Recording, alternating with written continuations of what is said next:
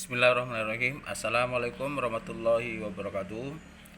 Anak-anakku sekalian di rumah, bagaimana kabar kalian? Semoga selalu sehat walafiat, senantiasa dalam pertolongan Allah Subhanahu wa taala. Nah, anak-anakku sekalian yang berbahagia, jangan lupa dalam kondisi pandemi ini untuk tetap menjaga kesehatan diri kita, kesehatan di rumah dan kebersihan di lingkungan kita dengan tetap menerapkan protokol kesehatan ya, menjaga melaksanakan 3M, menjaga jarak, membasuh tangan, kemudian memakai masker. Nah itu. Nah, anak-anakku sekalian, dan mohon Bapak Ibu di rumah juga bisa membantu anak-anak kita bahwa kegiatan pembelajaran kita senantiasa dilakukan jarak jauh ya, dengan cara bisa dengan video tutorial seperti ini, kemudian tugas di classroom, kemudian meeting virtual dengan Google Meet. Nah, kali ini kita akan menyajikan pelajaran dengan video tutorial ini untuk diperhatikan, didengarkan, disimak. Kemudian apa yang menjadi tanggung jawab kita laksanakan sesuai dengan ketentuan, ya. Nah, anak-anakku sekalian, materi sebelumnya kalian sudah membaca tentang suhu panas, kemudian hubungan manusia dengan lingkungan, interaksi, kemudian ada tangga nada. Itu semua sering-seringlah membaca tema 6 ini, setiap subtema dan setiap pembelajaran. Kemudian tidak usah disuruh guru, setelah membaca kalian catatlah hal-hal yang penting. Tujuannya apa? Tujuannya agar kalian mudah mengingat ketika nanti ujian, ulangan harian, UTS dan ulangan semester bisa langsung menjawabnya. Sehingga dengan mencatat berarti menggiatkan kegiatan literasi di rumah. Literasi apa? Literasi membaca, literasi menulis. Nah, anak-anakku sekalian, sekarang kita coba belajar tentang pembelajaran 4. Coba kalian perhatikan gambar ini. Ada anak membuang sampah di sungai ya. Membuang sampah sembarangan seperti ini hentikan, tidak boleh. Kenapa? Nanti penjelasannya ada di bawah ya. Nah, ini contoh perilaku yang kurang tepat, tidak betul. Tidak boleh membuang sampah di selokan, di sungai, di parit, tidak boleh ya. Nah, kalau kamu pernah melihat gambar di atas, maka ini ada pesan ya. Hentikan membuang sampah ke sungai. Nah, inilah yang disebut dengan papan iklan. Mungkin kamu pernah melihat papan iklan, buanglah sampah kepada tempatnya misalnya. Nah, itu termasuk iklan.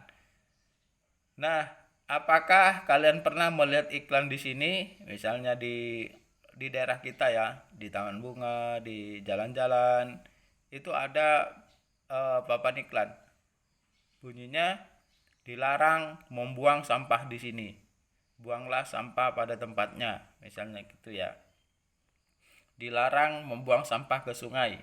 Nah, itu contoh-contoh iklan. Nah, mari kita amati situasi ini ya. Situasi, perhatikan gambar yang di samping. Samping kiri ada sungai, kemudian banyak sampah. Nah, ternyata di samping kanan sampah-sampah itu tetap kembali ke darat ya, kembali ke tanah yang mengotori gitu. Kemudian bagaimana pendapat kamu? Nah, tentang gambar-gambar itu, tentang sampah-sampah yang berserakan, apa yang terjadi ketika demikian? Nah, kemudian sampah-sampah itu terjadi, itu perilaku siapa? Siapa yang membuat seperti itu? Coba kalian perhatikan gambar, kemudian menurut kalian tulis apa yang telah terjadi di dalam gambar itu ya. tulis di buku tulisnya. Nanti setelah kalian menulis bisa kalian foto tulisannya ya. Kemudian hasil menulisnya dikirim di grup saja, jangan di Japri. Mari anak-anak sekalian baca. Nah, ini pengaruh negatif interaksi manusia dengan alam lingkungan. Kalian sudah belajar bahwa interaksi itu adalah hubungan. Ya, hubungan manusia dengan alam lingkungannya. Manusia tidak dapat hidup tanpa mengandalkan lingkungan alamnya. Sebab apa? Ayo. Sebab segala sesuatu kebutuhan manusia itu disediakan oleh alam. Misalnya pertanian, perkebunan, perikanan, peternakan, dan hubungan lainlah antara manusia dengan alamnya. Manusia tidak bisa bertani tanpa ada alam. Alam tidak bisa menghasilkan peternakan, pertanian jika manusia tidak mengelolanya. Nah, tetapi tidak semua hubungan manusia dengan alam itu menjadi hubungan yang baik. Tetapi masih ada perilaku masyarakat kita, orang-orang kita yang berperilaku sembarangan. Misalnya membuang sampah masih berserakan sembarangan, sehingga dapat menyebabkan apa? Banjir. Sehingga di laut, di sungai sampah-sampah penuh, menyebabkan saluran tersumbat, selokan mampet, sehingga kalau hujan terjadilah banjir. Nah, baru-baru ini di kota kita juga walaupun kecil adalah banjir kan. Nah, itu membahayakan diri kita sendiri. Nah, makanya interaksi manusia dengan lingkungan yang kurang baik itu menyebabkan bencana. Siapa yang rugi? Kita sendiri. Ketika kita membuang sampah sembarangan, selokannya mampet, ketika hujan apa yang terjadi? Banjir. Saluran airnya terganggu, ya. Kita juga menjadi terganggu karena banjir yang merasakan ya kita sendiri. Nah, demikian juga misalnya di hutannya digunduli, ditebangi. Ketika hujan, nah, yang terjadi apa? Tanah longsor, ya. Tanah longsor. Kebakaran hutan pun terjadi karena ulah manusia ya. Ketika musimnya kemarau, hutan dirusak, ya bisa menyebabkan kebakaran. Nah, berdasarkan bacaan di atas yang Pak Ali terangkan, coba kalian belajar ya membaca ini, kemudian pertanyaannya dipahami, setelah paham dijawab ya. Dapatkah manusia hidup tanpa mengandalkan lingkungan alam? Nah, ini sudah Pak Ali terangkan di atas. Kemudian jelaskan 2 atau 3 contoh interaksi manusia dengan lingkungan alamnya yang terjadi di sekitar kita saja. Misalnya antara petani bertani, peternak beternak, dan lain sebagainya lah. Seperti yang sudah kita contohkan. Nah, kemudian sebutkan dan jelaskan 2 contoh interaksi manusia dengan di alamnya yang merugikan. Nah, Pak Ali juga sudah sebut di atas bahwa yang merugikan hubungan manusia dengan alam ini menyebabkan ini. Apa saja akibat interaksi negatif juga sudah dijelaskan ya.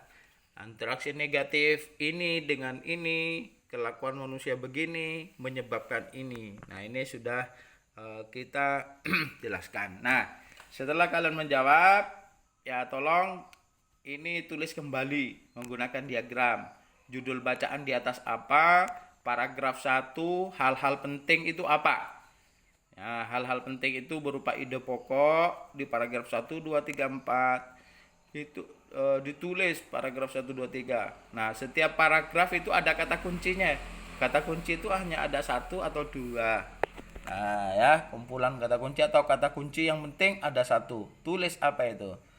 Misalnya di paragraf 1 bla bla bla bla. Kata kuncinya yang ada pada kalimat itu ini. Nah, itu tulis 1 saja. Nah, anak-anak sekalian, saya kira demikian ya kegiatan pembelajaran kita hari ini. Tidak banyak, selebihnya kalian diminta untuk belajar bersama orang tua, tetap banyak membaca, berliterasi, tulis hal yang penting agar kita mudah ingat ya.